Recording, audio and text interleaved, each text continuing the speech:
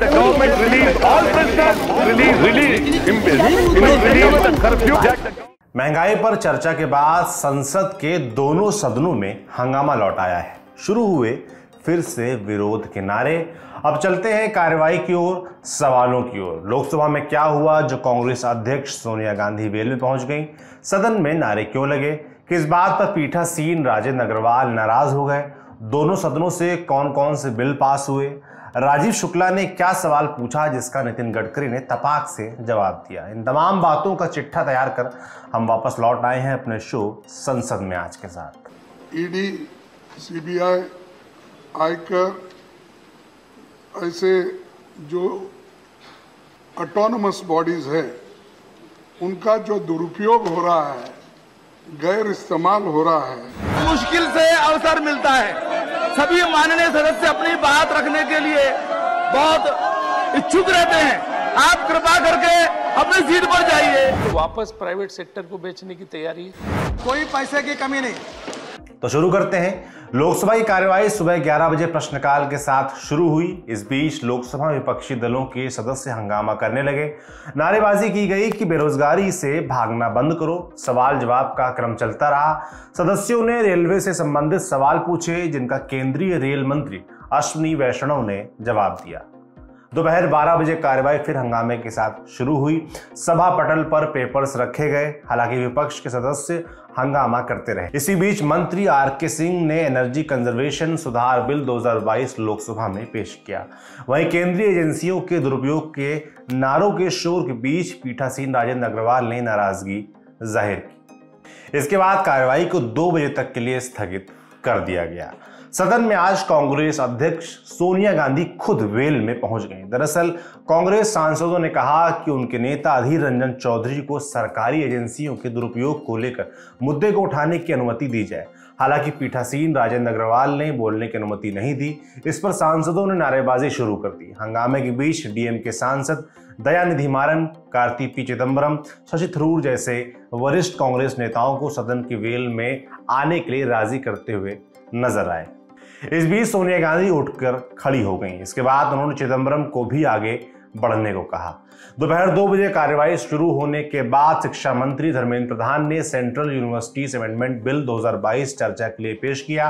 इस पर सदस्यों ने अपने विचार रखे। इस दौरान विपक्ष हंगामा करता रहा। हंगामे को देखते हुए लोकसभा की कार्यवाही को शाम 4 बजे तक के लिए स्थगित कर दिया गया। लोकसभा की कार्यवाही शाम 4 बजे फिर से शुरू हुई। चर्चा के साथ सेंट्रल यूनिवर्सिटीज अमेंडमेंट बिल 2022 को लोकसभा से पास कर दिया गया। लोकसभा में हंगामे को देखते हुए कार्यवाही को 4 अगस्त सुबह 11 बजे तक के लिए स्थगित कर दिया गया। अब बारी राज्यसभा की। कार्यवाही सुबह 11 बजे शुरू हुई। इसके बाद सदस्यों ने सदन के पटल पर पेपर्स रखे। कार्यवाही आगे बढ़ी तो नेता प्रतिपक्ष मल्लिकार्जुन खड़गे ने ईडी, सीबीआई, आयकर जैसी एजेंसियों के दुरुपयोग का आरोप लगाते हुए इस पर चर्चा कराए जाने की मांग की। को इस सदन में चर्चा करने के लिए अनुमति दे। जो ईडी, सीबीआई, आयकर, ऐसे जो ऑटोनमस बॉडीज है उनका जो दुरुपयोग हो रहा है, गैर इस्तेमाल हो रहा है और मौजूदा सत्तारूढ़ सरकार अपने राजनीतिक विरोधियों के खिलाफ और बैर भाव से कर रही है।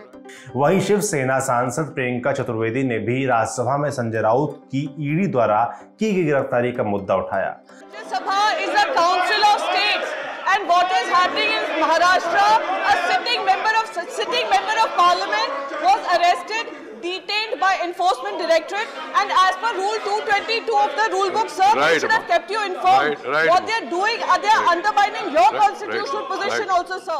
राज्यसभा में प्रश्नकाल के बाद शून्यकाल शुरू हुआ। इस दौरान आप सांसद हरभजन सिंह, संजय सिंह, बीजेपी सांसद लक्ष्मीकांत वाजपेयी समेत अन्य सदस्यों ने अपने अपने सवाल सदन में रखे।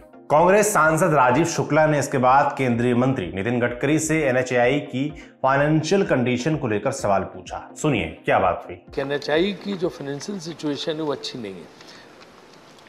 मैं सबसे पहले ये बताना चाहूँगा कि एनएचएआई की पोजीशन फाइनेंशियली बहुत स्ट्रांग है और मैं हाउस के रिकॉर्ड पर बता रहा हूँ कि मैं 5 लाख करोड़ के रोड हर साल बना सकता हूँ। और जो टोल कलेक्शन की बात कर रहे हैं उससे उनकी मेंटेनेंस रोड्स की बड़ी मुश्किल हो रही है। एक सर्टेन पीरियड के बाद जो रोड बिल्ड करता है उसको वापस, उसका पीरियड पूरा होने के बाद वापस NHAI के पास चला जाता है। तो मैंने सुना है कि क्या ये बात मंत्री जी बता सकते हैं कि सुना है कि फिर उन रोड्स को वापस प्राइवेट सेक्टर को बेचने की तैयारी है और कोई पैसे की कमी नहीं।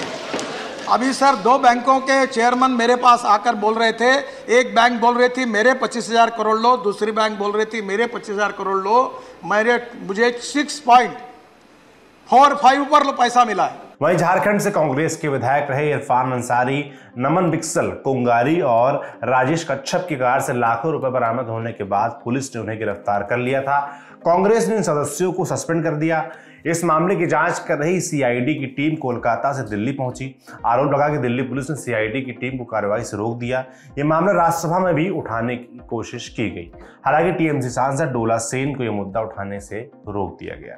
CID team investigating the Jharkhand MLA case has been restrained this morning by Delhi police in spite of having an order of honorable court. Delhi police is involved in unlawful activities. I want a reply from the minister. RLD सांसद जयंत चौधरी ने इसके बाद उत्तर प्रदेश में UAPA के तहत दर्ज मामलों को लेकर सवाल पूछा। माननीय मंत्री जी ने राज्यवार सूची दी है कि यूएपीए कानून के तहत कितने लोगों को आपने धारा लगाई और कितने लोग कन्विक्ट हुए। उत्तर प्रदेश के तरफ मैं आपका संज्ञान लाना चाहता हूं। उत्तर प्रदेश में जो आपने आंकड़े दिए 2018, 19, 20 में 1338 जो आपने केस दर्ज किए यूएपीए के, मात्र 83 कन्विक्शन है, यानी 6% कन्विक्शन का दर है। ये साबित करता है कि कहीं ना कहीं जो एप्लीकेशन ऑफ लॉ है वो गलत हो रहा है। मैं मंत्री जी से पूछना चाहता हूं कि आप क्या कदम उठाएंगे कि उत्तर प्रदेश की पुलिस को आप सेंसिटाइज करें, प्रशिक्षित करें, क्योंकि हमने ये देखा हाथरस रेप पीड़ित प्रकरण में भी पत्रकार के खिलाफ यूएपीए लगा दिया। केरल से पत्रकार आए। इस पर गृह राज्य मंत्री नित्यानंद राय ने क्या जवाब दिया वो भी सुन लीजिए। ब्रीफली, यह आंकड़ा राज्यों का है और उन्होंने गिरफ्तारी और कन्विक्शन की बात कही थी। ऐसा नहीं है कि जितने मामले दर्ज हुए हैं सभी पर फैसले आ गए हैं। फैसले क्रमवार है, कुछ जांच में होगी, कुछ जो है सो न्यायालय में ट्रायल में होगा, कुछ का दोष सिद्धि हुआ होगा। यह राज्य भी इस कानून के तहत एफआईआर दर्ज करती है। तो जो हम उसके विषय में बताएं जो केंद्र का है, राज्य के विषय में जो है वह कई क्रम में है। और यह जो प्रश्न के टेबल को देख रहे हैं उसमें सिर्फ कन्विक्शन का रेट, कुछ ट्रायल में होंगे, कुछ जांच में। सवाल जवाब के बीच कार्रवाई को दोपहर 2 बजे तक के लिए स्थगित कर दिया गया। जब कार्रवाई फिर से शुरू हुई तो केंद्रीय मंत्री अनुराग ठाकुर ने national anti doping bill 2022 Rajya Sabha में पेश किया। इस बिल पर सभी दलों के सदस्यों ने अपने अपने विचार रखे। तकरीबन 4 घंटे तक चली चर्चा के बाद राज्यसभा से national anti doping bill pass हो गया। तो ये थी आज की संसद की कार्रवाई। ये पूरी रिपोर्ट आपके लिए लिखी थी हमारे साथी हिमांशु ने। कल फिर से लौटेंगे संसद में जो भी होता है उसको लेकर। देखते रहिए संसद में आज। शुक्रिया।